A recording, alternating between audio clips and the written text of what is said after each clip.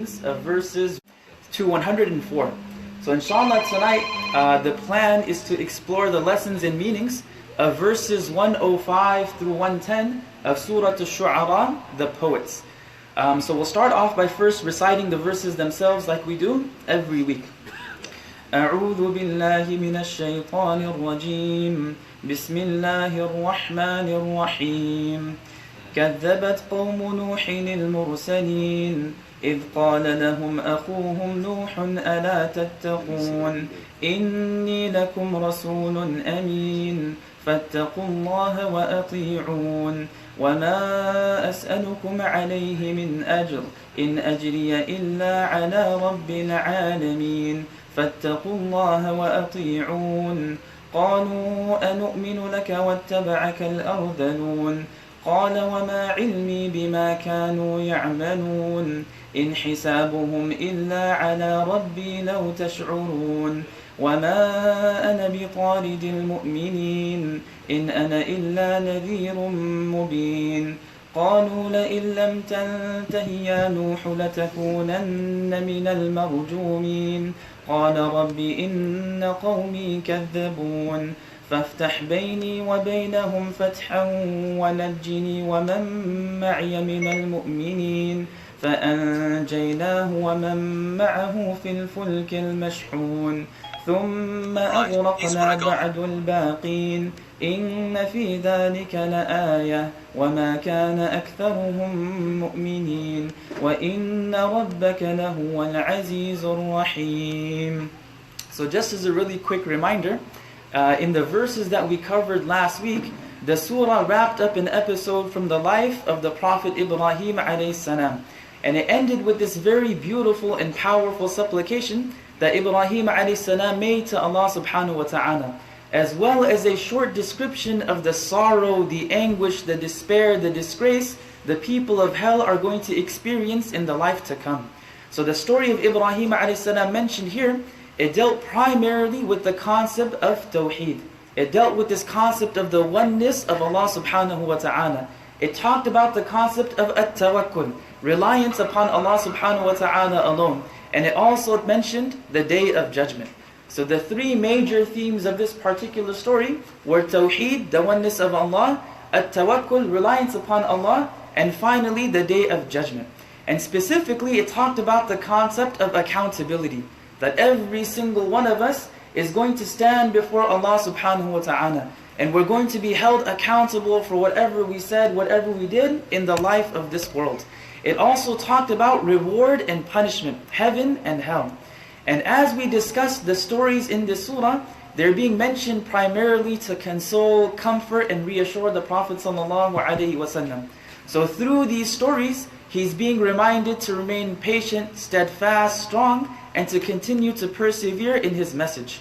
Now from this point, the surah starts and transitions to the story of Nuh alayhi salam. And the story of Nuh alayhi salam, just like the story of Musa alayhi salam and the story of Ibrahim alayhi salam, is mentioned in several different places throughout the Quran. And this is a common feature of the Quran as well, that Allah subhanahu wa ta'ala, He repeats the stories in different places for different purposes. So Nuh alayhi salam, he was the first prophet sent to mankind after people started worshipping idols and images for the first time. So now we have the first time in human history where humanity, where human beings are actually prostrating before idols. They're prostrating before images. They're committing shirk. They're associating partners with Allah subhanahu wa ta'ala. So Allah subhanahu wa ta'ala appoints Nuh alayhi salam to bring his people back towards the worship of Allah alone without any partners. To bring them back to this concept of Tawheed. So he was appointed as a prophet and messenger to call his community back to the worship of Allah alone without any partners. To remind them about the existence of Allah, the oneness of Allah, the Day of Judgment, and to warn them against punishment in the life to come. And he actually continued calling his people for 950 years. Right? Nuh alayhi salam, he continued his message for 950 years. But throughout that time, only a handful of people accepted his message. So the story and example of Nuh alayhi salam is a true example of patience, and it's a true example of perseverance. that he continued calling his people for such a long period of time, even though they continued to reject him, even though they continued to oppose him and call him a liar and call him an imposter. None of that stopped him, none of that, prevented him from continuing to carry on his message. So here Allah subhanahu wa ta'ala starts the passage by telling us that he was initially rejected by his own community. So Allah subhanahu wa ta'ala says, كَذَّبَتْ قَوْمُ نُوحٍ الْمُرْسَلِينَ, that the people of Nuh denied the messengers. So the word كَذَّبَتْ, it's a verb in the Arabic language. It comes from the verb كَذَّبَ يُكَذِّبُ, which literally means to call someone a liar. It literally means to belie someone, to deny someone. So كَذَّبَتْ قَوْمُ نُوحٍ الْمُرْسَلِينَ, the people, the community of Nuh alayhi salam, they rejected the messengers. They called the messengers liars. So this is part of the unique style of the Qur'an, that oftentimes Allah introduces us to a story by mentioning a very brief summary or the ending first, and then providing the details later on. So this is exactly what Allah subhanahu wa ta'ala is doing here at the beginning of the passage. He's given us a very brief general summary of the story, that his people rejected him, his people objected to him, and they went against him and they belied him and called him a liar. And one of the reasons for doing so is to capture the attention of the reciter or the listener, and to add emphasis to the point that is being made. So Allah subhanahu wa ta'ala, one of the reasons why He gives this brief summary is to draw us in, to capture our attention, to make sure that we're listening attentively. And the initial response of His community was one of rejection and opposition. Essentially, they called him a liar. And here Allah subhanahu wa ta'ala, He doesn't say that they denied him alone, but they denied all the messengers. كَذَّبَتْ قَوْمُ نُوحٍ الْمُرْسَلِينَ. So Allah subhanahu wa ta'ala is saying they didn't just deny him, but they denied every single prophet and messenger as well. And the reason for doing that is that the call and message of every single prophet and messenger is the exact same. And this is an important point for us to understand, that every single prophet and messenger that was sent to humanity, the core message was exactly the same. They all invited people towards the exact same message, which was built upon three foundational issues. And these are three foundational issues that are discussed throughout the entire Qur'an. And these are issues that we have discussed together before as well. So the first and the most important is this concept of Tawheed. It's the concept of the oneness of Allah subhanahu wa ta'ala. That Allah exists, that He alone created the entire universe and everything it contains, and that He alone deserves worship, and that He is absolutely unique. The second is this concept of prophethood, that Allah subhanahu wa ta'ala does assign certain selected individuals to convey His message. And the third fundamental issue is that of life after death, that this life of the world is going to come to an end, and there's going to be a day of judgment. There's going to be reward and punishment. There's paradise and hell. So by denying Nuh alayhi salam, they're essentially denying all the other prophets and messengers as well. And that's why Allah subhanahu wa ta'ala says, they denied the messengers, or they belied the messengers. So as Muslims, we believe that the communities of believers that followed the prophets and messengers sent to them were all upon the truth. They were the Muslims of their time. So for example, those who accepted Nuh alayhi salam's call and followed his teachings were Muslims. Those who followed Hud, Salih, Ibrahim, Lut, Musa, and Isa alayhi salam, they were all considered to be the Muslims of their time. So it's important for us to understand that from a perspective of belief and faith, we as human beings aren't divided into races, colors, ethnicities, and nationalities. So Allah subhanahu wa ta'ala, through the Qur'an, He teaches us to look at the world through the perspective of Iman, through the perspective of belief and faith. So through this particular perspective, we as human beings, we're not divided upon man-made ideas. So we're not divided according to nationalities and ethnicities and races and languages and colors, etc. Right? Allah subhanahu wa ta'ala, He divides human beings based on the concept of belief. So with respect to faith, there are only two broad categories of people. There are people of the truth and there's people of falsehood. In simpler words, there are believers and there are non-believers. And the bond, the beliefs, values, morals, and ethics that hold the people of faith together are much stronger than the bonds of race, color, language, and nationality. So the thing that all of us have in common, this faith, this belief in Allah subhanahu wa ta'ala, the acceptance and belief that Muhammad sallallahu alaihi wasallam is the last and final messenger, is something that brings us all together. It's something that unites almost 1.3 billion people throughout the world. And this relationship that we have, it's supposed to be stronger than any other relationship, than any other idea that people unite upon. So here Allah subhanahu wa ta'ala, again, He's just telling us a brief summary of the story. That كَذَّبَتْ قَوْمُ نُوحٍ الْمُرْسَلِينَ. The people of Nuh rejected all of the messengers. Now in the next verse, Allah tells us why they denied Him. So He tells us, إِذْ قَالَ لَهُمْ أَخُوهُمْ نُوحٌ أَلَا تَتَّقُونَ. When their brother Nuh said to them, will you not fear God? So they belied Him, they rejected Him, they called Him a liar. When He asked them, will you not have taqwa? Will you not be conscious? Will you not fear God? So Allah subhanahu wa ta'ala, in this verse, He refers to Nuh alayhi salam as their brother. إِذْ قَالَ لَهُمْ أَخُوهُمْ نُوحٌ. That when their brother Nuh said to them. And the reason why he's called their brother is because he was one of them. He was from that particular community. He was a native member of the community that he was trying to save by bringing them towards faith. And this also highlights a very important aspect of how we as Muslims are supposed to view the world. Specifically the society that we live in. We are supposed to be a part of the fabric of the society that we live in. And that is a very important principle for us to understand, especially if we're engaged in da'wah. Especially if we're engaged in inviting and calling people towards the message of Allah subhanahu wa ta'ala. That we're supposed to be a part and fabric of that society.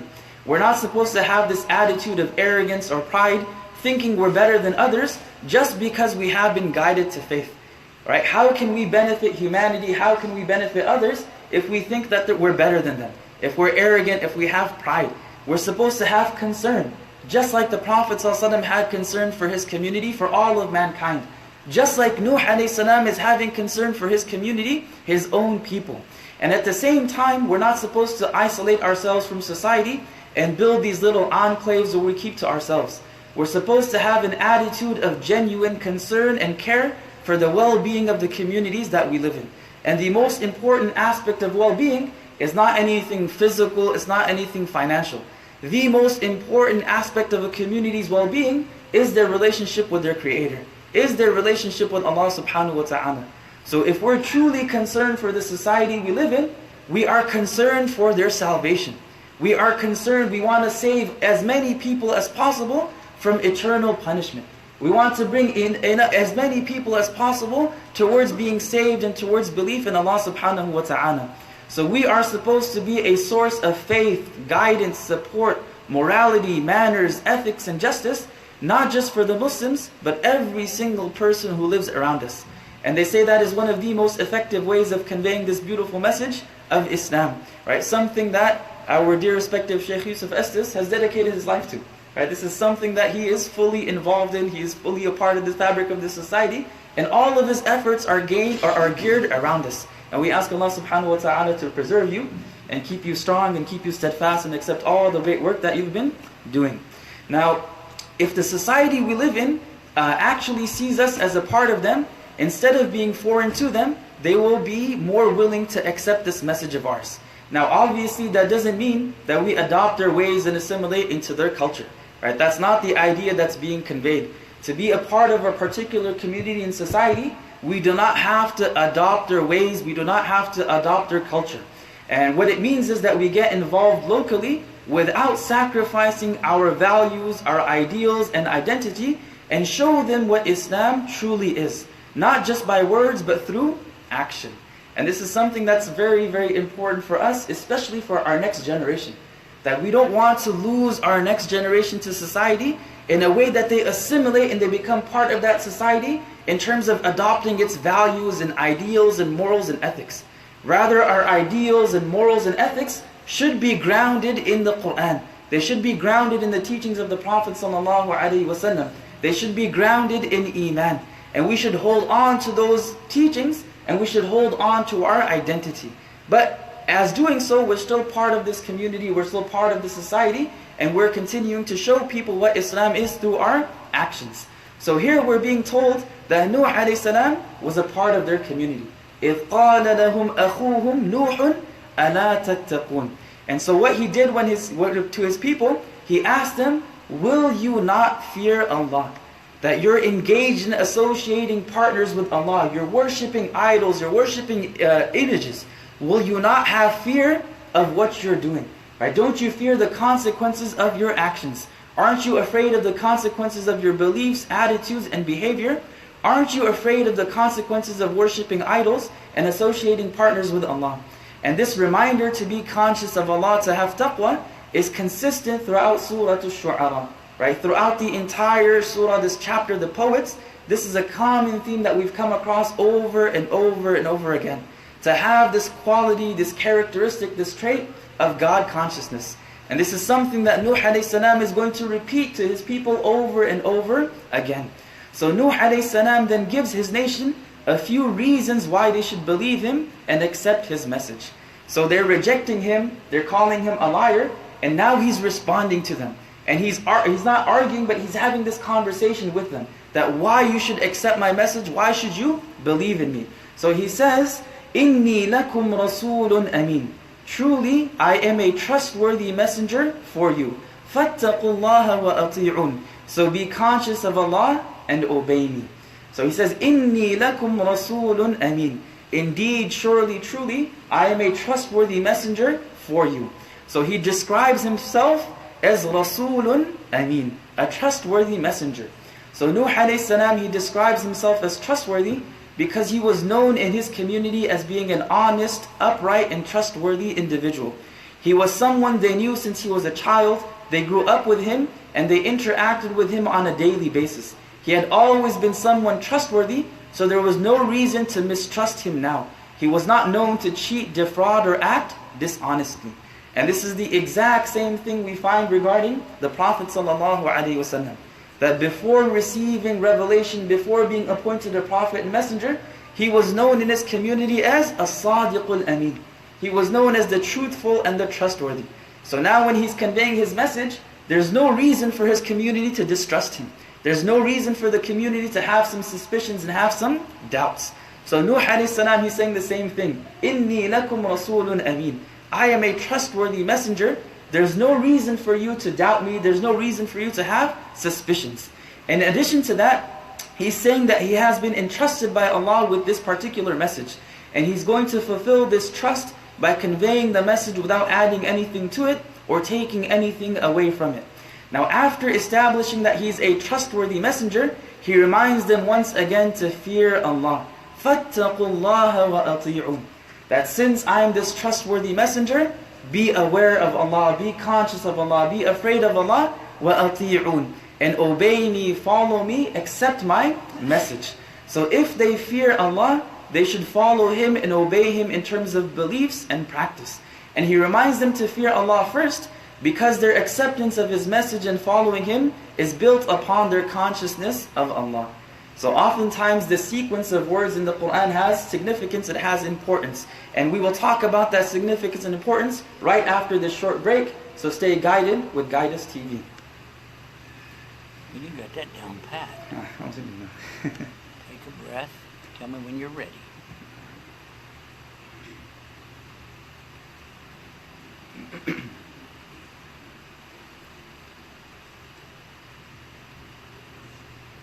Usually about the time that thing pops up and says donate, that's a good time to go back. Go back, right?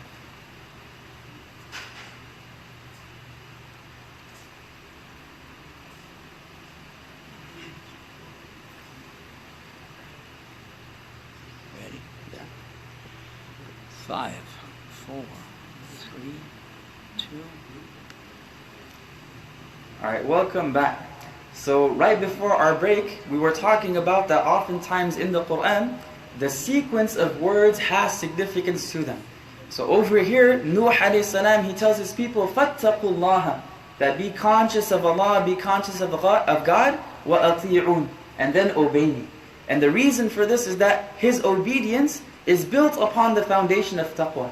That if his community actually fears Allah subhanahu wa ta'ala, then they're going to obey Him, then they're going to listen to Him and follow His message. So taqwa, God consciousness, is the basis of our righteous actions and it's the basis of our obedience.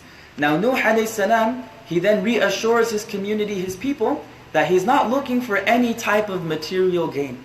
By inviting his people towards belief, by inviting his people towards Allah subhanahu wa ta'ala, he's not looking for any material wealth. He's not looking to become rich. He's not looking to become powerful. He's not looking for any positions of leadership or authority. He's simply doing this out of genuine concern. He wants to save as many people as possible from being punished in the life to come. So he ensures them that his concern is genuine for the protection and salvation of his people. So he tells them, وَمَا أَسْأَلُكُمْ عَلَيْهِ مِنْ أَجْرٍ. And I'm not asking you for any type of reward. Right? وَمَا أَسْأَلُكُمْ, I'm not asking you عَلَيْهِ مِنْ أَجْرٍ. For conveying this message, I'm not asking you for any type of reward. إِنْ أَجْرِيَ إِلَّا عَلَى رَبِّ الْعَالَمِينَ. My reward is only with the Lord of the worlds. So through this statement, he is highlighting his sincerity. He's highlighting the fact that his concern for his community is genuine. It's not built upon some expectation of monetary reward.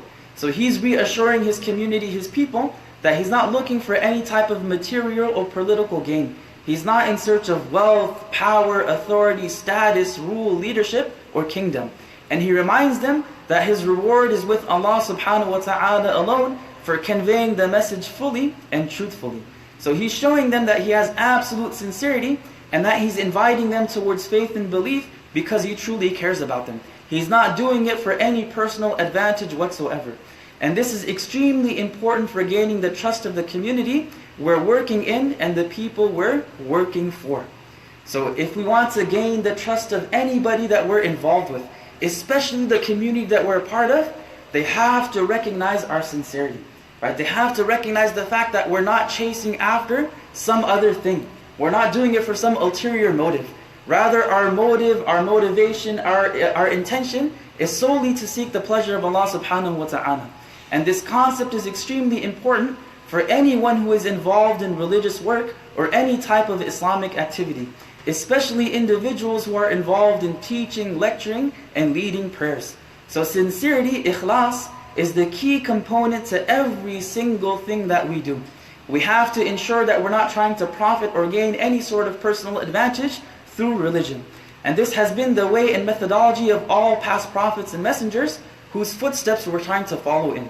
So ikhlas, sincerity, is the most important component in every single thing that we do.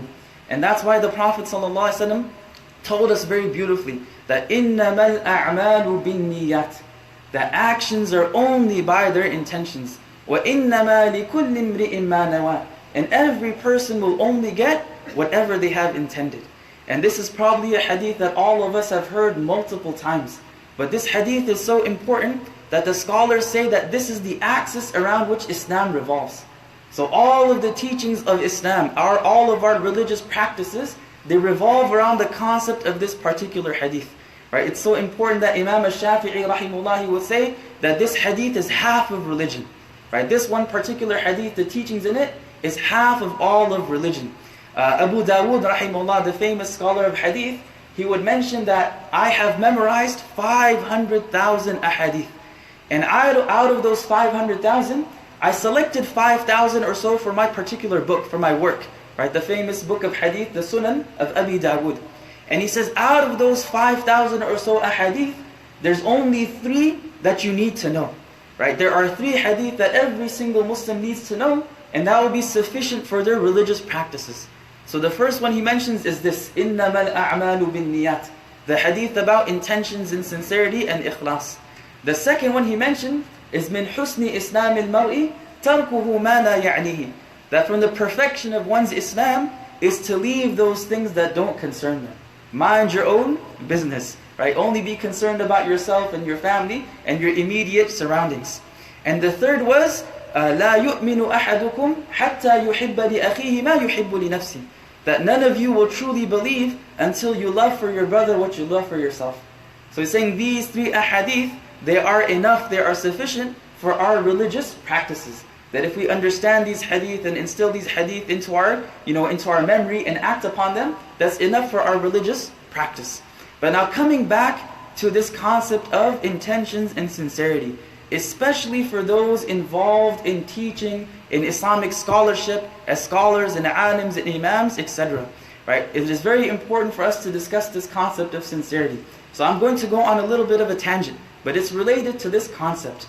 So there has been a very, very disturbing trend, especially within the Muslim American community, of questioning the intentions, the sincerity and motives of scholars and speakers. Those who are involved in da'wah, who are compensated for their time and efforts.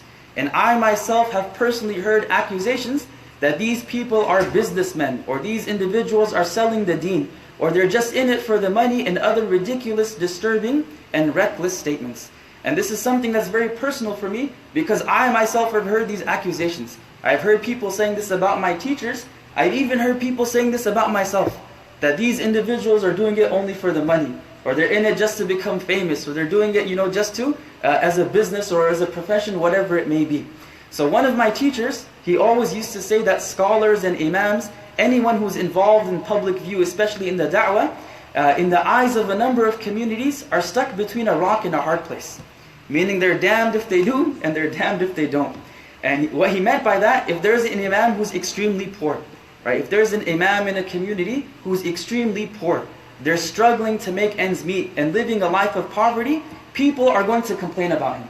They're going to say, look at our imam, he's so poor. He barely has enough money to support his family. He's driving an old beat up car. Why doesn't he go do something else? Right? Why didn't he get an education? Why didn't he go to school? Why doesn't he get into business? He must not be that smart. He must not be that intelligent. And they view that person as a burden on their community. So that's one scenario. And we also have the opposite. On the other hand, if an imam or scholar is well off and they're living a life of comfort, they're driving a nice car, they live in a nice house, people are going to say the opposite. That look at this person, where did he get all this money from? How can he afford that car? How can he afford this house? He must be using this as a business and profiting off his knowledge and profiting off his teachings. So my teacher, he was speaking in the context of Pakistan. But this same attitude is also applicable to any other Muslim country that has been colonized. And that's why we find similar sentiments throughout the entire Muslim world, where we have communities that have these ill feelings towards our scholars and our imams. And unfortunately, we have those same sentiments here in America as well. So this type of discourse, it has to stop. Right? We as a community need to go beyond this. We need to stop discussing things like this and stop speaking like this. We do not have the right to question the intentions or sincerity of any human being. As human beings, we do not have the right to question the sincerity and intentions of any other human being. And there's a very famous hadith from the Prophet ﷺ regarding that, where once a companion was engaged in battle, and he was about to strike someone else, and that person said the shahada. Right? He said, I believe in God and I accept the Prophet as the messenger of God. But despite him saying it, he still killed him. So when the Prophet ﷺ learned about this, he became upset. And he asked the companion, why did you do so? So he said the only reason why he said the shahada was to protect himself from being killed. So the Prophet ﷺ became angry. Right? He said, هَلَّا شَقَقْتَ قَلْبَهُ? Did you open up his heart and see what he truly meant? Right? Did you look into his heart and know his true intentions? So it's very important for us to step back and recognize that we do not have the right to question the intentions, the sincerity of any human being, let alone someone who has dedicated their entire lives to serving the Muslim community. So inshallah we're going to break here, and we will continue after our break. So we ask Allah subhanahu wa ta'ala to continue to accept from us. Alright, are we going to keep going after this? Or? Yeah, we'll be off the air in okay. a few seconds. So we're going to be off the air in a few seconds, and we will continue with this discussion afterwards inshallah. So stay guided with Guidance TV.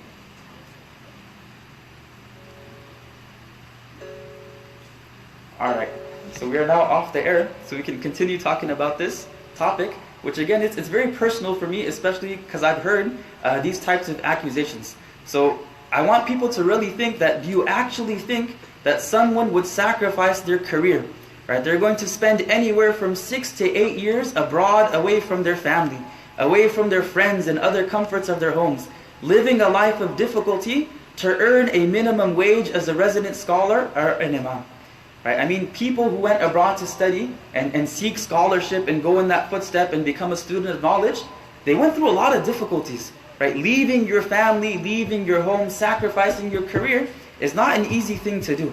So most of the people who go abroad, they could have become doctors, they could have become engineers and lawyers and businessmen and whatever else it may be. But they chose to sacrifice that to spend 6, 7, 8, some even 12 years in a foreign country.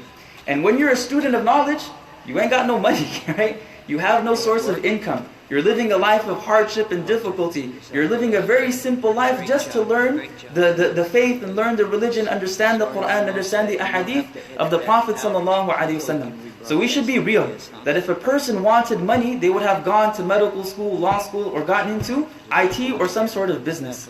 So scholars who dedicate their day and night in studying, teaching, researching, and imparting knowledge, they're oftentimes considered to be such that they have nothing better to do.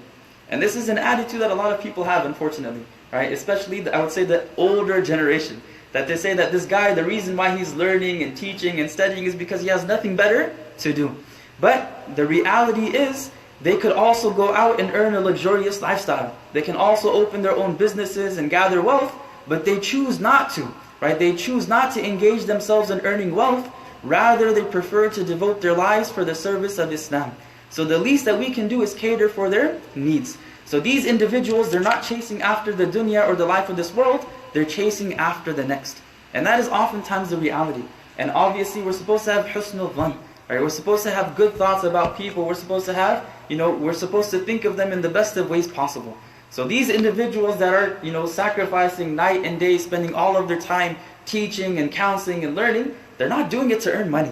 I mean, just to be honest and be real, they're doing it to serve Islam. They're doing it to be the best servants they can. So we as a community need to understand that there is absolutely nothing wrong for a scholar or an imam to be compensated for their time, energy, and work. Right? And obviously, again, this is an idea that a lot of people have a misunderstanding regarding. They feel that an imam, a scholar, should do everything for free because they're doing it fi sabilillah. Right? They're doing it for the sake of Allah. But not free sabilillah. Exactly. So we're saying that we have this joke that everything we do, it is fi sabilillah, but it's not free sabilillah. Right? It's not free. These individuals also have a life. They have families. They have children. They have to take care of themselves. They have to take care of their families. So these individuals, they should be compensated, and they should be compensated well. So when we look towards the ahadith of the Prophet ﷺ, we're going to find a narration that says, the thing for which you most deserve to take payment is the book of Allah. Right? The thing for which you most deserve to take payment is the book of Allah. Right? This is a hadith from the Prophet ﷺ. And based on this narration, a group of scholars, including Imam al-Shafi'i rahimahullah, they were of the opinion that it is completely permissible to take a wage, right? To take earnings from being involved in teaching and learning.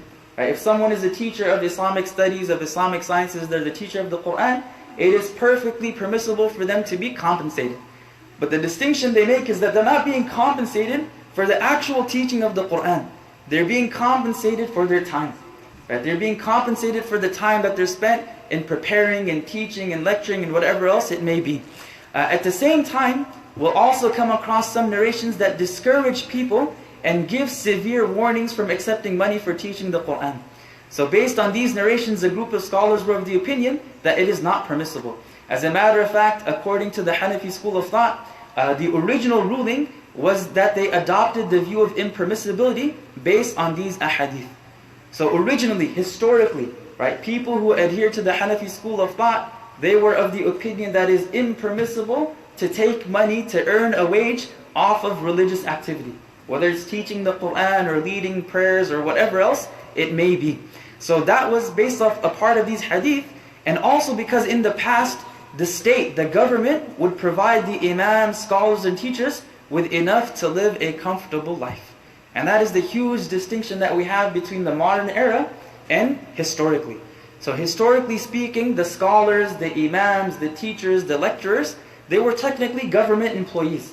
Right? They were paid, they were supported by the khilafah, by the government. So they were given a stipend. And oftentimes that stipend would be enough to support themselves and support their families. They were not in need, they were in a state of poverty. They didn't have to go out and earn. They were being supported by the government. But as time progressed, this is no longer the case. And as the stipends and compensation started to diminish and eventually stop, the Hanafi school adopted the position that it is absolutely permissible for them to be compensated for their time. And that is the fatwa that is given today as well, that if our imams, scholars, and teachers aren't compensated for their time, then who is going to teach and preserve religion? Right? If you have a whole group, if you have a whole community of people that has dedicated their entire life to studying, researching, writing, lecturing, speaking, whatever else it may be, how in the world are they going to support themselves? Right? How in the world are they going to support their families? How is religion going to be preserved and passed on? So a lot of people will then make the argument that scholars should have a profession. They should be in some sort of business, they should work in some other field, and then they should teach for free. Now that sounds like a great idea, right? It sounds like a great idea, and believe me, most imams, most scholars would love to do that, and that would be the ideal situation. But how much time and energy can you devote to teaching when you're working 9 hours a day? Right? If you have a regular job, right, 8 to 5, 9 to 5, whatever it may be, and you have a regular profession, a regular, whatever it may be, if you're a doctor, a lawyer, engineer, you work in IT, whatever it may be, how much time can a person actually devote to teaching? Right? Where is the time for research? Where is the time to form bonds with the community? Where is the time for self-learning? Where is the time for one's parents, wife, and children? And this is the reality. And this is something that we can ask ourselves, especially those of us who work in the professional field. Right? How much volunteer time do we actually give? Right? How much time do we have throughout the week that we can spend with the community? Teaching and learning and reading and studying and researching and giving answers and writing papers, etc. Right? The reality is that will not be possible. So not only should these individuals be compensated, but they should be compensated enough to live comfortably and provide for their families. Right? An imam or scholar should not have to live below the poverty line, struggling to make ends meet and living paycheck to paycheck. And unfortunately, that's a reality in a lot of communities throughout America. Right? There are communities that pay their imams very, very little. They do not get compensated much. And they're literally living paycheck to paycheck. It's hard to pay the rent. It's hard to put food on the table. Now, alhamdulillah, Southern California is unique in that the situation is not like that. Right? Southern California is a more affluent community. There's more affluent people. They're able to take care of their imams in a better way. But this is a reality that exists. So we have to recognize the value of the local or imam. And we have to recognize the value that a scholar brings to the community. So they usually provide a number of different valuable services that you can't really put a price on. So oftentimes when we think of an imam, we think that their job is simple and it's easy. All they gotta do is lead prayer, right? At least once or twice a day, Fajr, Isha, Maghrib maybe. And all they gotta do is deliver one sermon a week. Right? How hard does that sound? Right? All of us say that, we can do that as well. Why do you gotta pay someone to do that? I can lead prayer, I can give a khutbah every week, what's the big deal? But that's not it, right? An imam adds invaluable service to the community. So they're in charge of the spiritual care of the community, which includes spiritual guidance. That anytime someone has some difficulty and they're looking for some problems, oftentimes the first person they come to is speak to the imam. And they spend hours with the imam. If you go to a regular counselor, how much do you think they charge per hour? If you go to a counselor, a therapist, how much do they charge? $100, maybe minimum $100. But you come to the imam, you take 3 hours of his time, it's what? It's free, $0. But the imam is still spending those 3 hours with you, listening to everything you're saying and trying to help you out. Right? They have counseling for both marriage and youth, therapy, dispute resolution, marriage and divorce, funerals and burials. So they say that when you look at the responsibilities of an imam, you can put them into these 4 broad categories. So one of them is civic responsibilities. Right? As imams, they have civic responsibilities like responding to crises. Every time a crisis occurs, oftentimes it's the responsibility of the imam to respond to it, to help the community deal with it and understand it in a proper way. Right? Oftentimes it includes public engagement, dealing with public officials, whether it's the police department, whether it's the city, whether it's the mayor, the city council, whatever it may be. Right? Every single imam has relations with these officials. They have to go to memorial services, community events. They have to visit local schools and colleges, give presentations about Islam. They have their religious responsibilities, which is preparing and delivering Friday sermons. And to deliver a khutbah, again, it's not very easy. Right? If you want a good quality khutbah, the khatib has to prepare. And I'm sure most of you can tell the difference between a khatib who's prepared and a khatib who hasn't. So it takes at least 2 to 3 hours to prepare, to make sure the material is right, to do the research, to pick a topic that's relevant, to pick a topic that's engaging towards the community, something that's going to help them spiritually for the week to come. And oftentimes this is a huge burden. It's a huge responsibility on the shoulders of the imam. They have to lead the daily prayers. They have to teach classes. They teach Quran. They give these community lectures, Ramadan activities. So any religious activity that's involved in the community, oftentimes the imam takes the responsibility for that. Right? They have civil responsibilities, conducting marriages. Right? Anybody who wants to get married, who's the first person to go to? Imam Sam, right? Can you do the nikah of my son? Can you do the nikah of my nephew, my niece, my daughter, etc.? And oftentimes they get invited at a certain time, and the program doesn't start till when? 3 hours later. Right? They tell you, come do the nikah of my daughter at 6 p.m. at this hotel, inshallah, and you get there, nobody's there. And you end up waiting 3-4 hours just for 15 minutes. And again, the reason for that, they don't value the time of the imam. They think the imam's just sitting around twiddling his thumbs. Right? He has nothing better to do than just lead prayer. So we can invite him, no problems whatsoever. So he has to conduct these marriages, interfaith work, right? Oftentimes with the local churches and synagogues and whatever it may be, they have to have conversations and dialogues with them. There's a lot of mediation, right? Especially when it comes to like marriage counseling. I would say the vast majority of issues that an imam faces has to do with the issues between couples.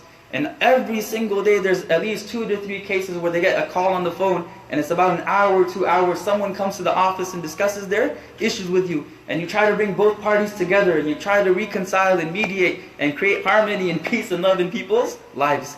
Right? Again, if you go to an MFT, a marriage family therapist, they're going to charge money. But the imam is what? Free. So everyone comes to the imam. Right? They have to do a lot of divorce cases. Right? Oftentimes we get these like mind-boggling cases of divorce. Like, why do people have to do these things? And you have to deal with it. You have to deal with the legal aspect of it, whatever else it may be. And then pastoral care. Right? As an imam, you're involved you are responsible for the pastoral care of your community, which means bereavement support. Right? Anytime there's a death in the community, who is the first person to be involved? Imam. Right? The imam has to go and console the family, send his condolences, pay his respects, help the family bereave, help the family cope and deal with it. Premarital advice. Whenever a couple wants to get married, they come to the imam and look for advice.